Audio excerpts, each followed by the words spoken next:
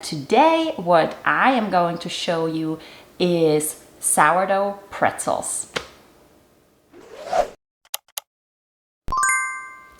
Welcome back to Hidden Oaks Homestead. We're back in the kitchen and we're going to talk about sourdough in this video. Our friend Anna from the Fermented Homestead has invited us to participate in a collaboration that she's running for the month of September. And we are up with some recipes that we are going to show everybody who would like to participate. We have some people who have done sourdough for years and are absolute pros, and we've got people who have never done it or just started diving into it, doing some experiments. So throughout September, you're going to see new videos every day about sourdough recipes, how people handle their sourdough, and what their experience has been. So be sure to follow along. At the end of the month, Anna is going to have a giveaway for a fermentation or for a sourdough package. So be sure to follow along for the recipes. Make sure you comment, leave questions, leave your tips, because we're all here to learn from each other. And today, what I am going to show you is sourdough pretzels. You see the bubbles right here? It's doing its work. I think pretty much everybody is familiar with pretzels, either as a snack food or the big, nice, fat ones that I am used to from Germany. So our pretzels are usually about yay big, about yay thick, and we use it for everything. There are different stories on the history of where pretzels come from, but they've been around for a long, long time. And the overall message is that it happened on accident, probably by some dough dropping into a lye bucket that was supposed to be used for cleaning. And the end product came out tasting great and looking great and being healthy. In this video, we are not going to cover how you start sourdough. There's plenty of videos out there who can tell you a little bit about this. There's different processes that you can follow, but the basics are flour, water, air, and time and patience. Now we're going to start with the dough and get all the main ingredients together. Again, we need flour, we need water. For the pretzels, we're going to need some butter and some milk as well.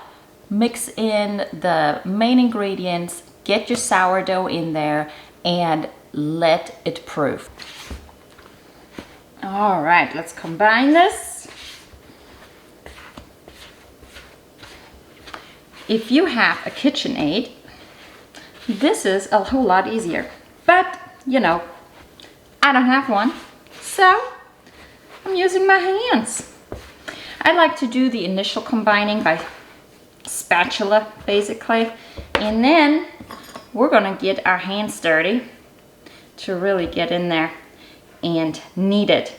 The reason why you want to knead it as much as possible is because that's what establishes the binding of the gluten. So initially, I should have warmed up this milk, but initially this is going to be fairly sticky. As you work the dough and as it starts binding with each other, it's going to get to a better structure.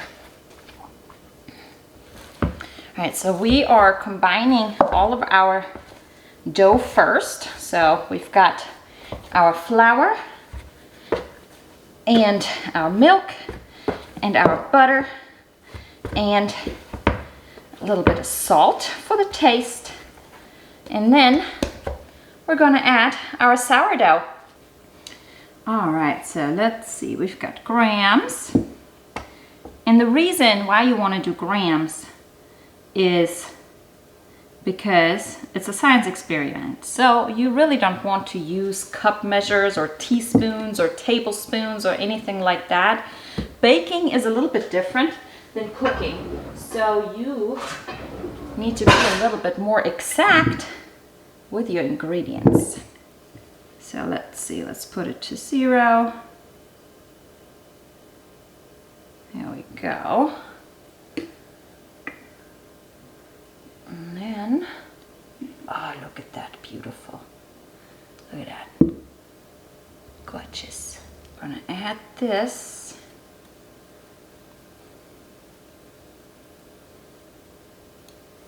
To our dough. Gonna add this. We're gonna mix it all nice together.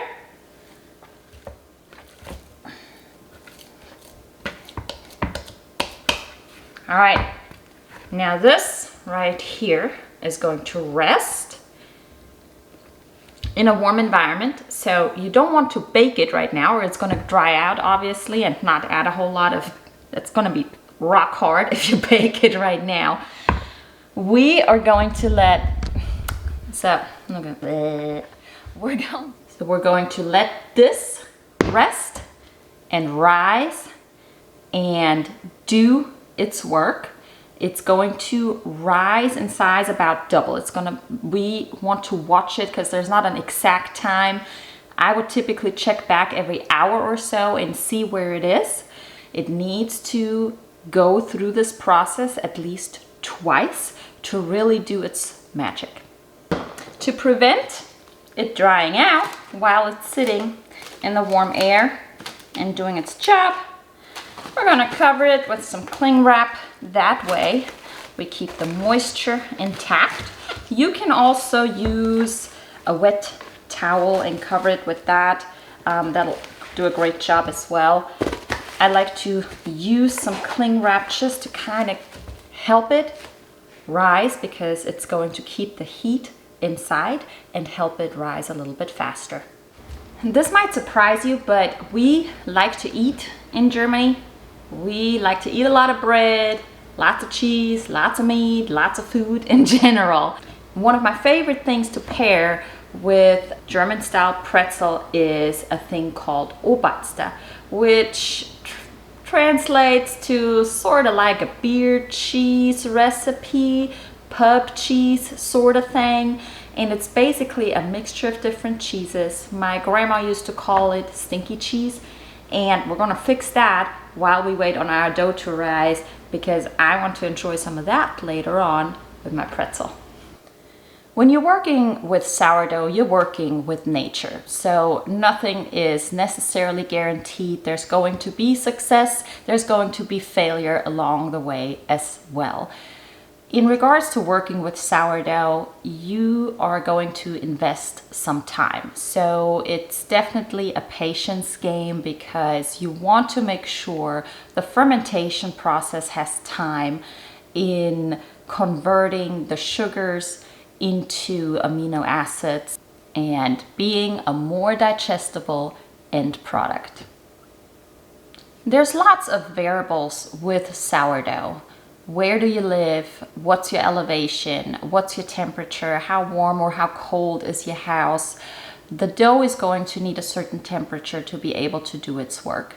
If your house is too cold or the environment that you're baking and working in is too cold or too humid, then your dough is not necessarily going to be doing what you want it to do.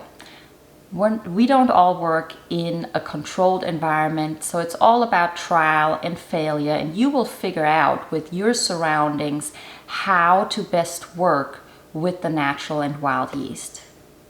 The reason why so many people are excited about sourdough is because it follows a natural process in regards to processing any kind of baked goods. It involves a lot of time and a lot of patience. The rising of the dough usually takes longer than with commercial products, which results in a healthier product altogether because the chemistry and the reaction within the bread and within the ingredients that you're going to include can be actually completed in a slow manner versus the quick and immediate rise that you get from commercialized yeast. If you followed our channel for a little bit, you know that I am originally from Germany. So bread is a big deal and any kind of baked goods. Sourdough is a big deal because it's been around for thousands of years.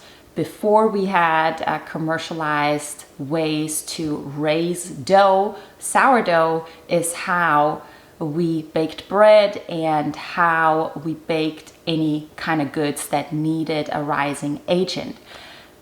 And what sourdough really is, it's wild yeast, right? All we need for a sourdough and to get a starter started is flour, water, and air. Depending on which region in Europe you're going to be traveling to, you're going to hear different stories. The Italians said they came up with it, the Germans say they came up with it, the French say they came up with it. So let's all just agree to the fact that it's a great product, we love to eat it, we love to make it, and let's learn how to make pretzels together.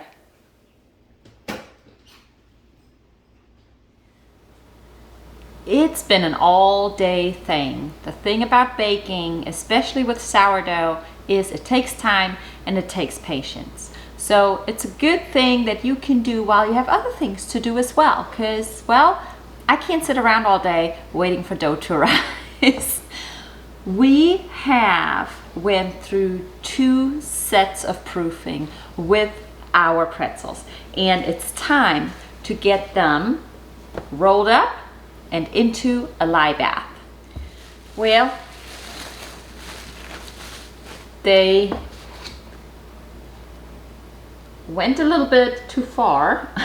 So what we're gonna do is we're gonna pound it down, get some of the extra air out. We're going to let them proof again and make pretzels out of them.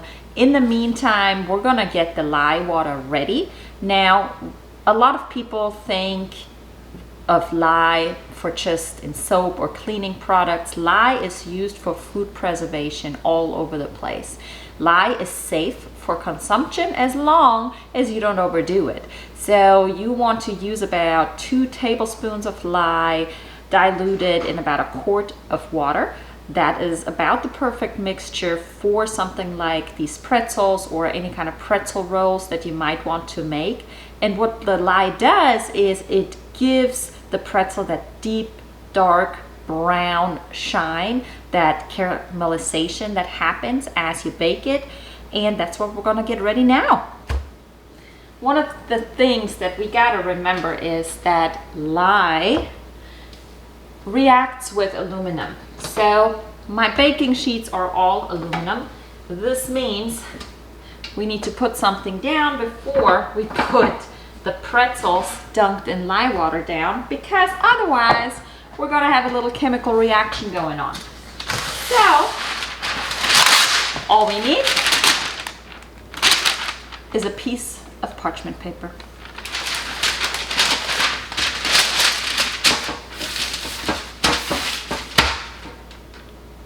Ta-da! Well, here we go. We got another rise. We got another proofing out of this. Those look good. We can now shape them up and put them on our baking sheet and get them ready for the oven.